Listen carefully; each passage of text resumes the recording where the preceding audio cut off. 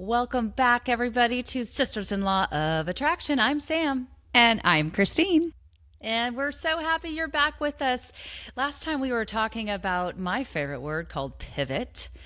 And today we're going to dig in a little bit deeper on I guess some tools or concepts connected to this whole pivoting idea of major transitions in our lives. So those of us we all go through changes and transitions, but those of us who can pivot, be flexible, be resilient, and make those changes and just kind of not go with the flow, but be flexible and pivot and be intentional too. We've talked about intentionality. So, Christine, last time we were talking about, when you become a mother, each stage of that child's life, it's a new transition, right? You go from Right. baby stage and you have to change how you mother, how you parent. Oh, yes. Oh, yeah. Yeah. In every stage. And it sometimes I remember in the early stages of parenting where you're going along and you're doing something one way. Take sleeping, for example, right?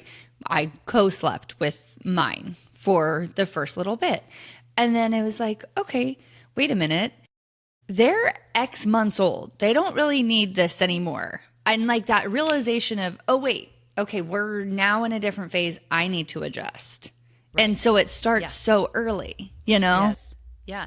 Well, and what you just said was so critical that I need to adjust, right? And so what and we talked about too, what worked in their elementary school years doesn't necessarily clearly will not work in the middle school and No. and high school years, Right. right? And so I remember many nights sitting on my daughter's bed when she was in middle school with her telling me all the horrible, terrible things that Yeah. the other girls would say. I mean, girls are horrible Horrible at that bullies. age. I mean, Yeah. boys have their issues too. My son had plenty of issues too.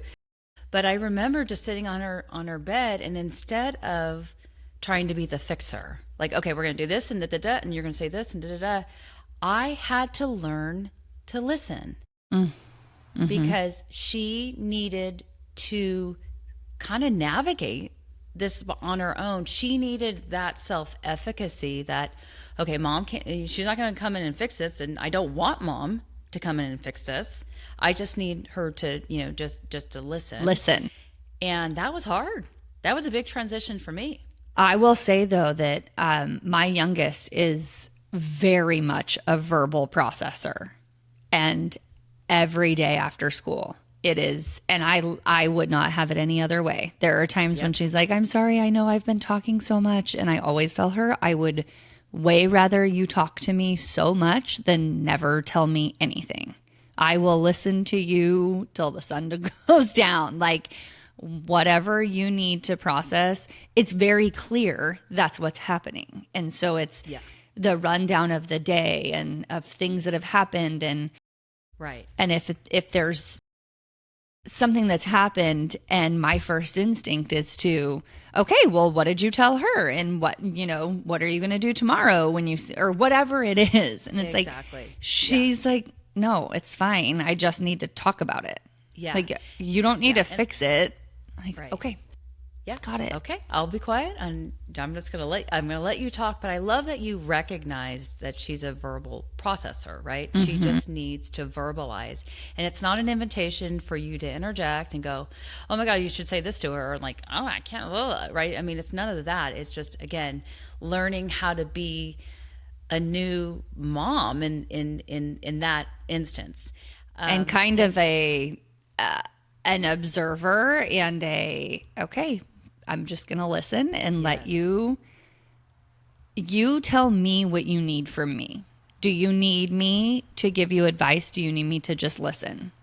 Tell me how I can support you best right now is a phrase that we use a lot. Yeah. Well, and so much of helping them create that self-efficacy is giving them that respect and space to navigate. Right. Absolutely. It's, and a lot of it is just giving them the confidence that they have it in them, right, to manage the situation or navigate or whatever it is, because in middle school and high school everything is super intense. everything's Oh, yeah. very dramatic. Yeah. Oh, yeah. And, We're just you know, getting especially started, if but yes. your kids play sports, right? Oh, yeah. Or whatever it is. I mean, if they're in a very competitive, right? I mean, you and I have talked about the whole, volleyball stuff, and Yes. it's the dynamics on the court and dynamics with parents and dealing with coaches and just all the things, because you could totally get sucked into the drama of all of it. But being able to be self-aware, to not remove yourself, but not be Stay the out of driver. exactly. Kind of stay out of the fray of it. We don't need to be in everything. Exactly. No. Yeah. We don't need to we don't have to have a reaction to everything, right?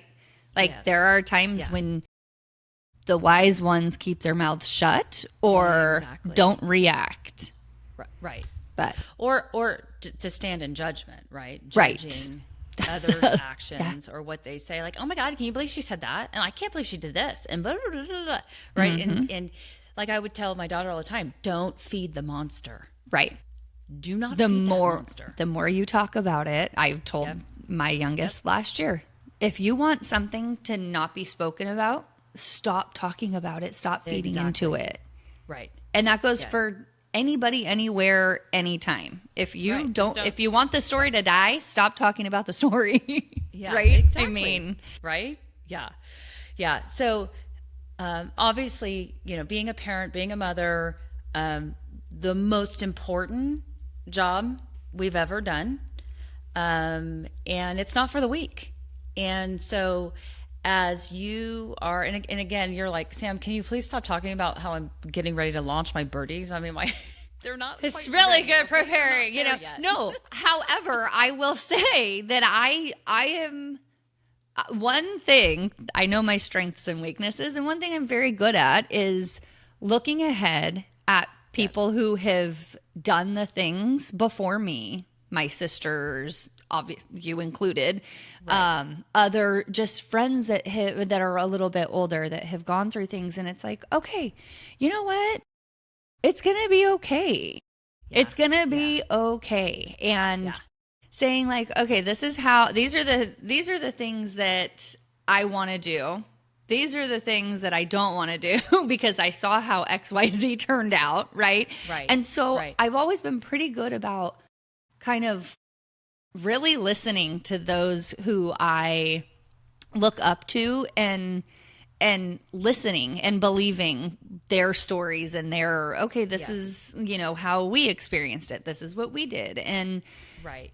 And so this is all really good for me. So as much as it's like, it goes so fast, right? You get into your high school year and everybody told me it goes fast, fast. And I believed them. And wow, And like it's true. Yeah, like I told you the other night when you were sewing a hole in someone's sweater going to a football game because you got a cheerleader, you got to get there and blah, blah, blah, blah, blah, blah. And I said, just, right? I mean, just enjoy it. Like, enjoy the moment. It's chaotic. Yeah. It's so chaotic, but it's good chaos. Like I tell them, like, right, to be honest, I mean, I miss that. right. Of course, but also I love my empty nest. And when I was in your position, I was the same way. I was looking at people who were ahead of me in that process, and their birdies have been launched, and I really paid attention to how they talked about it. Right. About, oh, wow, they're not sitting at the kitchen table, and I walk by their room and I'm just like, okay, I don't want to be that. Like that sounds miserable because here's the thing, they're gonna leave one way or the other. Do you want to be miserable? Well, hopefully. If you do your job right, I mean, they're gonna leave, and they're gonna create fabulous lives.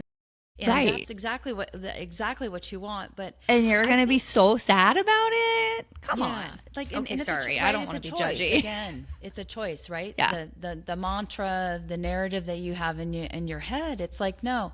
So when I started thinking about this whole pivot, because you do have to pivot when your birdies are launched. You even have to start that pivot before your birdies are launched. Because I know you shared the story with your friend who said gee, it would be really nice if I had sought these resources out prior to, the birdies launching. Right. Not So that you it can would really hurt any less, but she would have been able to navigate it a lot easier, right? exactly. And just Right, with the knowledge exactly. that it was going to be okay.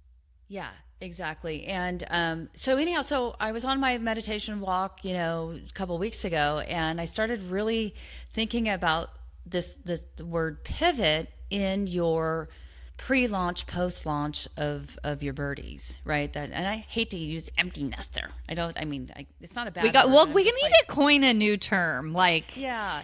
So the renters have moved out. yeah, there you go. Sorry, the Renters who don't pay. I know, the freeloaders moved out. The freeloaders We're have moved out. freeloader The squatters, free. The squatters are gone. So anyhow, I think this works for people, in your position. You're totally in that pre-launch. But I encourage you to dig in and enjoy every moment and just love every moment. But pre-launch and post-launch of your birdies. So the P in pivot stands for purpose, and it's been said that the opposite of depression is not happiness. It's purpose. People who have purpose are not depressed, right? They know what they're here to do. And the problem, not a problem, it's a challenge. The challenge in making this transition from being full-time, all the time mom, being the main character in their story, to now being a side character and, them not needing you anymore. Right. As much. The relationship changes. Right. So what is your purpose now? Think about that.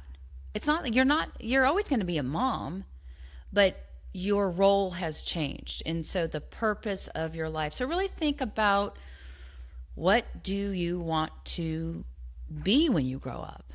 What's your purpose? Like, what are you going to, and I'll never, ever forget this story. I had quit my full-time, all the time crazy job to stay home with the kids. I became a communications consultant. I should have done it years ago, or, thinking that I was, again, I was driven by fear. I had a beautiful salary, I had beautiful benefits, and, oh my God, I can't quit my job and go out on my own. And I had never been so busy in my life professionally, and had I known it was going to be financially fabulous, I would have done it years in advance. But anyhow, I was swirling around the kitchen on a Monday morning, my first, time not going into the full-time, all-the-time job. So I wasn't in professional clothes. I was in workout clothes. My hair piled up, and I remember Maddie saying, and she was 9, she said, "Mommy, what are you going to be now?"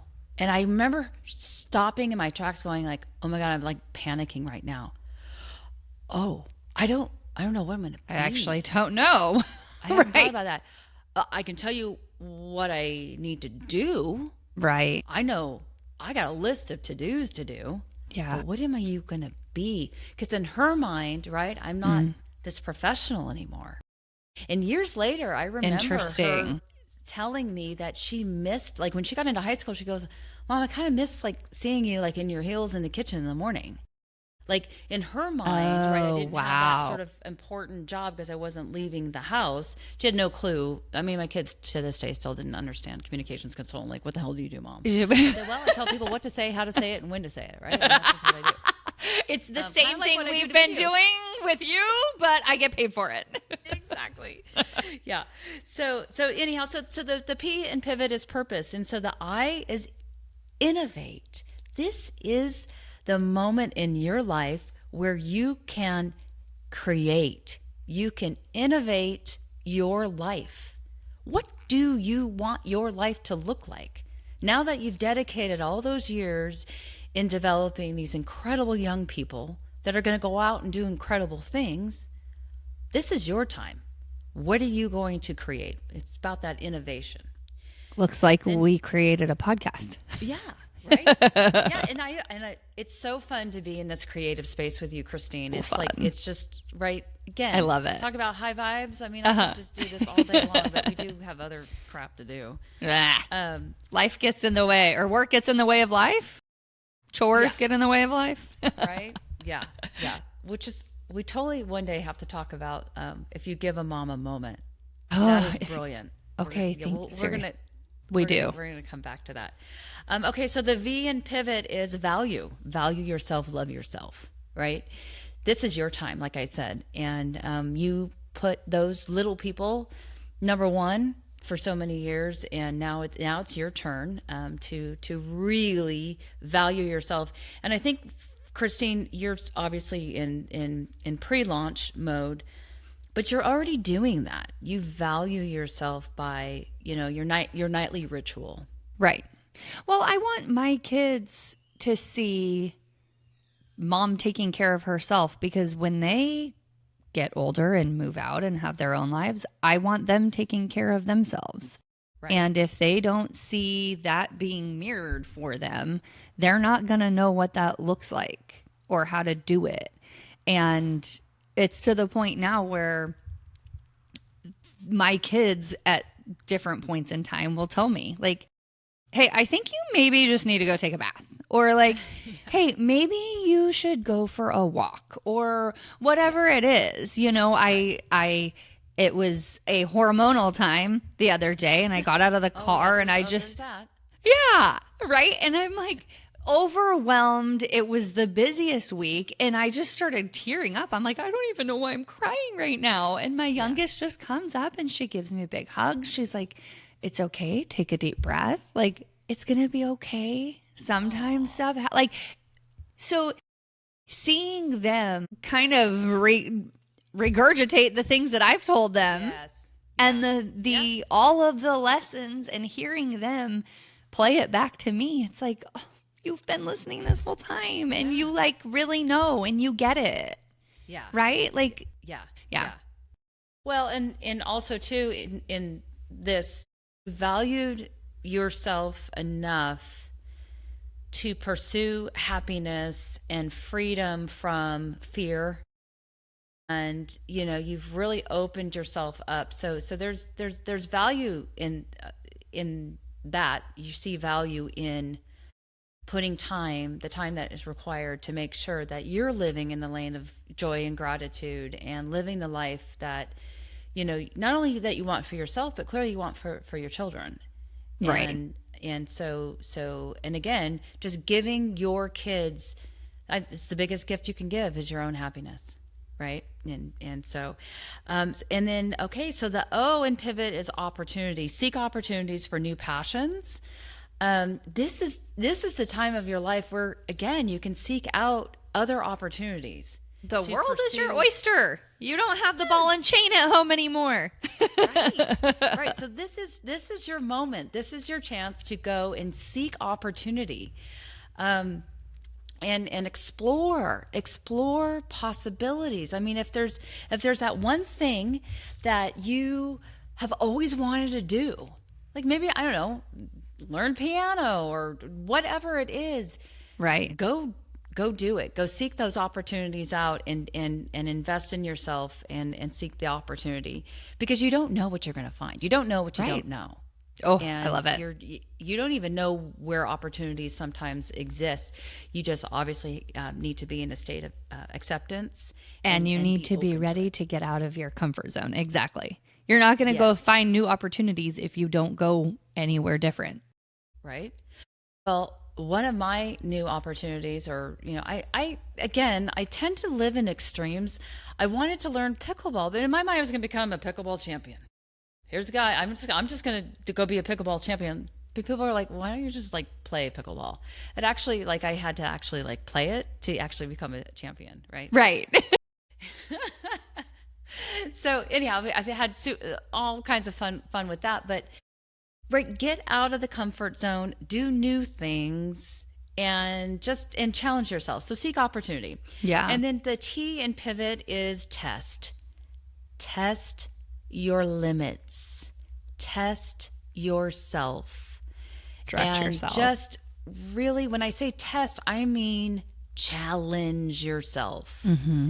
Do the scary shit. And, I think the biggest, best advice that I got from You Are a Badass, I always bring it up because it was so pivotal. Yeah. Pivotal in my life. It really is a big, big theme. It's a big theme. Big theme was you got to do stuff that scares the shit out of you. That's what you got to do. So I was like, okay, I'm going to write a book, and I ran for office, and I'm going to do stuff. And the podcast, right? That's another example of like just scaring the shit out of us initially. And we don't really Look at us now. Look at us now, right? I Yeah. mean, so anyhow, so I think that this pivot model helps in any transition of life, but in particular, as you're transitioning out of that, launching, once you've launched those cute little birdies and they're flying, and you know what? Let the birdie fly. Yes. Let the birdie fly. They've earned it, and you've earned it. Mm-hmm. Yeah. Yeah. Everyone's put in the work to, back. yeah. I'm sorry. No, you're okay. You're totally good. No, I could go on and on and on and on and on, as you know. Well, clearly I can. Well, we're so thrilled that you joined us today, and we know you're here for a reason. And we're all just we're just hanging out, we're high vibing, and we're just getting all the feels, and because we want to live in a lane of joy and gratitude, and attract the life and all the good things in life that are meant for us, and we're learning, and we're just we're out here just living, doing in it. this, right? Yeah. So anyhow, thank you for joining us. This is Sisters-in-Law of Attraction. I'm Sam. And I'm Christine. Thanks for joining us. Thank you. Bye. Bye.